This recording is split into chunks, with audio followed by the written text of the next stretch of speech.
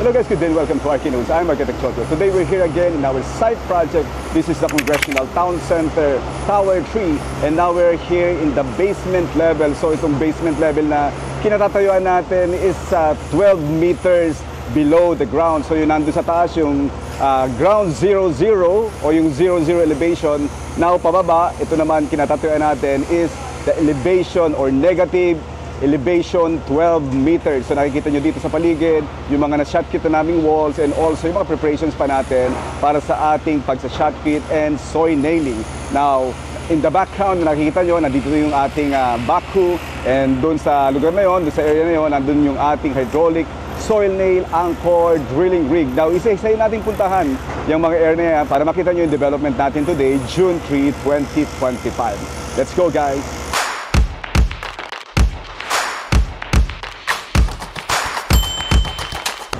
Alright guys, so now over here, nakikita nyo on the background yung ating machine, yung ating hydraulic soil nail anchor drilling rig now in operation para sa ating soil nailing.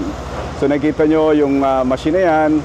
So yan ang ginagamit natin sa pag-core ng ating soil para sa pagbabao ng ating soil nailing. But this time, ang ilalagay natin ngayon is yung ating drain pipe, yung pinaka-whip hole natin dito sa ating wall. So nakikita nyo yung tubo na yan. So yan yung ibabaw natin doon sa ating soil para dyan mag-drain out yung groundwater.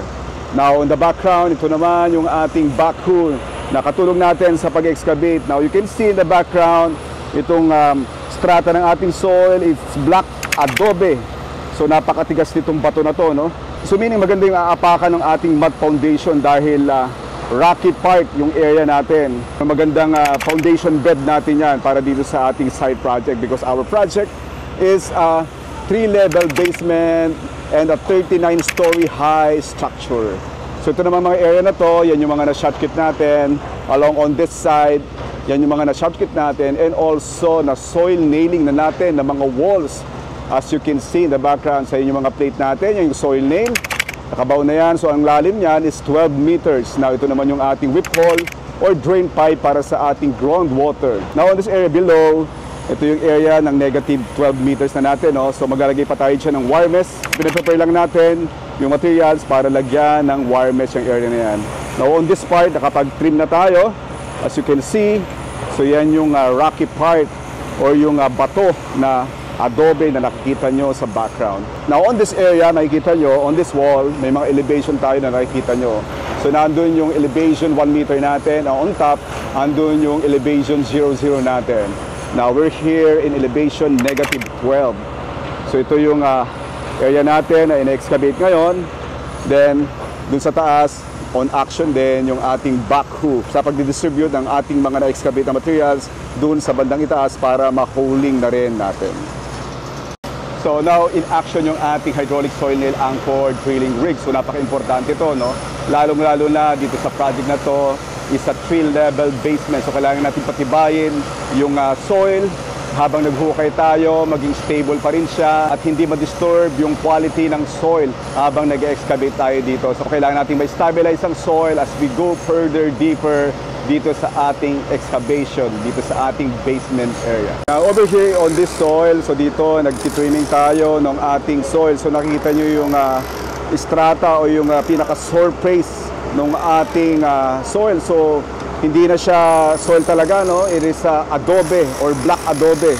So ongoing yung trimming natin. So in preparation sa paglalagay natin ng ating wire mesh para sa ating shotcrete. So ganyan ang ginagawa natin. So kinakailangan dapat maayos yung surface niya. Kinakailangan natin i-trim yung ating pinaka-adobe surface nitong na-excavate nating soil para sa paglalatag ng ating wire mesh na kasama doon sa reinforcement natin, no, para sa ating pag-shotcrete. So not exactly 100% nakahulog siya, no? But dapat at least maayos yung surface niya na paraan na madali nating mailalatag yung ating wire mesh para sa ating soil shotcrete. Ito, nag-trimming tayo ng soil. While on this area, itong part na to or area ng soil na to or yung wall, ready na ito to receive the soil shotcrete. So makikita nyo dito yung ating dimpled na membrane. No? What is the purpose or the use of dimpled membrane or dimpled sheet? So the purpose of this is to create an air gap and drainage space and keeps 100% of the head water pressure of the face of the wall. So malaking tulong yan para dito sa ating pag-shotcrete and also to avoid the water na mag-infiltrate dito sa ating concrete, no? Pag natakpan na siya or pag naayos na itong area na to at na-shotcrete na. So ito yung itsura ng dimpled sheet or dimpled membrane. So itong part na to or surface na malalim, no? Now on the other side, ito naman yung pinaka-harap niya, pinaka-mukha niya. So dyan natin ilalagay yung ating shotcrete, no? So now itong area na to are ready na para sa ating pag-shotcrete. So ma-witness natin ngayon yung actual shotcreting dito sa area na na-prepare na natin. So ready na ito to receive the shotcrete. So ito ngayon yung nature or condition ng ating site project dito sa Congressional Town Center Tower 3.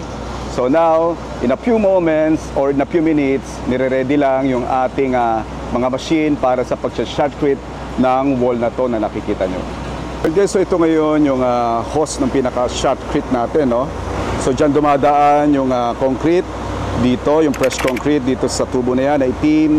Now ito naman sa hose na pula, dyan dumadaan yung water. So it's a combination of concrete and water. So dapat combine siya para makapag-produce tayo ng soil shotcrete para dito sa wall na isa-shotcrete natin dito sa area na to. So now we're in preparation para sa pag-shotcrete natin sa wall na to. Alright guys, so ito na yung ongoing shotcreting natin, itong wall na to, napakita ko sa inyo kanina. So lalagyan natin ng soil shotcrete itong wall na to, bubuhin natin yan at tatapusin natin itong wall na to. So dapat makover to thoroughly ng ating shotcrete. Now on this area guys, so ongoing na yung ating soil shotcrete dito sa area na to. So you can see ito yung ating whip hole o yung pinaka-drain ng ating groundwater. So nakabaon na rin yung ating soil nailing dyan sa area na to. Now this area, no, gagawin natin itong double shotcrete. So nakikita nyo to, ito yung precept ng ating shotcreting with this wire mesh na nailagay natin para kumapit doon yung ating shotcrete. Now, ang magiging thickness nito is 6 inches all in all. But this one, itong area na to, ang isang set muna natin na gagawin is 3 inches.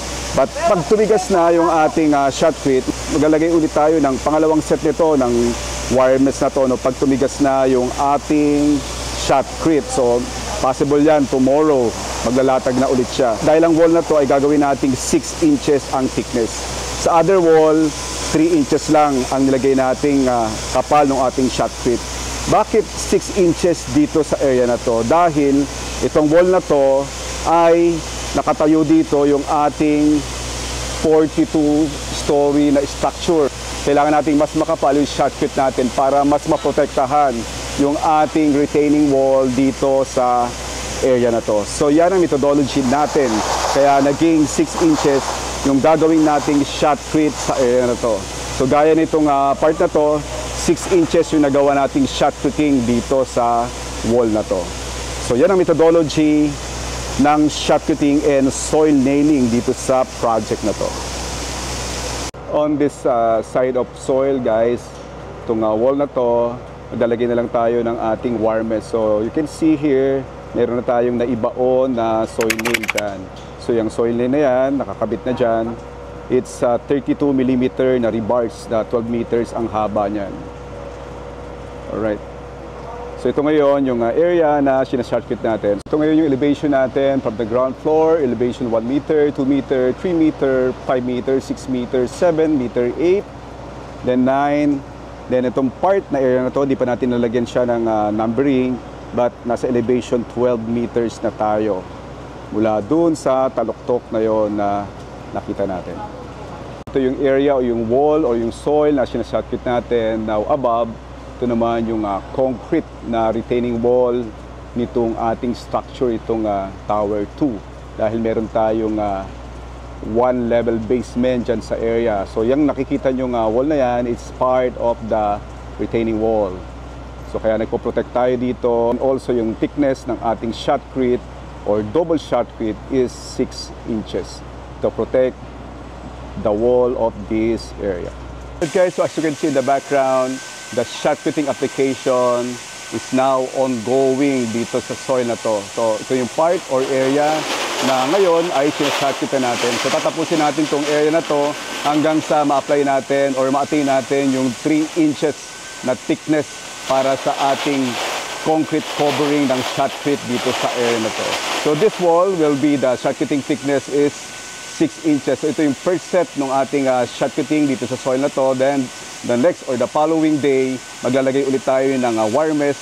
Then also isa-shotcrete natin para ma-attain natin yung 6 inches na thickness para dito sa soil or wall na to. Dahil itong area na to, kailangan natin siyang ma-shotcrete dahil adjacent to dito sa ating structure na 42-story. Then also malapit din siya dito sa existing retaining wall ng ating basement area. So yan ang methodology ng application ng ating shotcrete dito sa wall na to.